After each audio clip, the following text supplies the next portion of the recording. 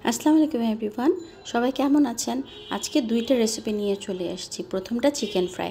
একটা মুরগিতে প্রথমে আমি মরিচ দিয়ে নিব, মরিচের গুঁড়া, লবণ, সামান্য একটু আদা, সামান্য একটু রসুন আর সয়া সস দিয়ে মাখিয়ে আমরা 5 থেকে 6 ঘন্টা আমি রেখে দেব। 5 থেকে 6 ঘন্টা আমি ফ্রিজে রেখে দেব। এই যে ভালো করে মাখিয়ে নিব। মাখানো হয়ে গেলে আমি সেটা ফ্রিজে রেখে দেব। এই যে ফ্রিজ থেকে বের করে নিয়ে এখন আমি এটার মধ্যে একটা ডিম, আমি এখন টেম্পুরা ব্যবহার করছি, আপনারা কর্নফ্লাওয়ারও ব্যবহার করতে পারেন। 2 টেবিল চামচ টেম্পুরা বা কর্নফ্লাওয়ার দিয়ে ভালো করে মাখিয়ে নেব। এই যে মাখানো হয়ে গেছে। এখন আমি গরম তেলে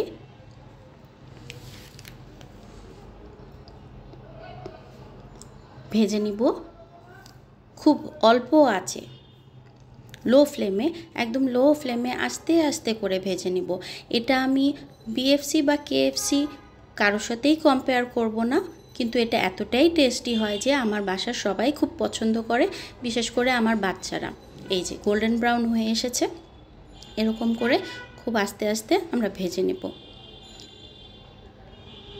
এই যে আমার chicken fry ready. First recipe ready. এখন সেকেন্ডটার জন্য প্রিপারেশান নিচ্ছি। ভেজিটেবল পাকোড়া। ভেজিটেবল পাকোড়াতে ভেজিটেবল আমি গাজর, ফুলকপি আর আলু নিয়েছি, পেঁয়াজ কুচি, মরিচ কুচি, একটা ডিম দিয়ে দিচ্ছি,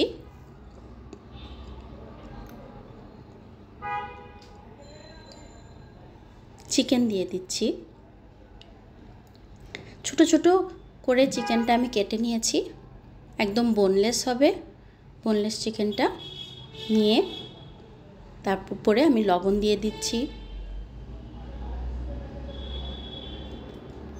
এখানে আমি কর্নফ্লাওয়ার অ্যাড করছি আর আটা বা ময়দা যে কোনো একটা জিনিস আপনি নিতেই পারেন। নিয়ে খুব, এখানে আমি বেকিং পাউডার দিচ্ছি আর কর্নফ্লাওয়ার অ্যাড করছি, দিয়ে খুব ভালো মতো মাখিয়ে নিব। এই যে মাখানোর পরে এরকম হয়েছে দেখতে, ঘনত্বটা এরকম হয়েছে। এখন গরম তেলে একটু একটু করে দিয়ে বড়ার মতো, পাকোড়ার মতো করে আমি ভেজে নেব। এটাও খুব লো ফ্লেমে ভাজতে হবে, যেহেতু চিকেন আছে, আস্তে আস্তে করে গোল্ডেন ব্রাউন করে ভেজে নিতে হবে। দুইটা রেসিপি খুব টেস্টি অ্যান্ড হেলদি, খুব সহজে হয়ে যায়, খুব অল্প উপকরণ লাগে এবং আমার বাসায় যেই খায় সেই এই দুইটা রেসিপি খুবই পছন্দ করে।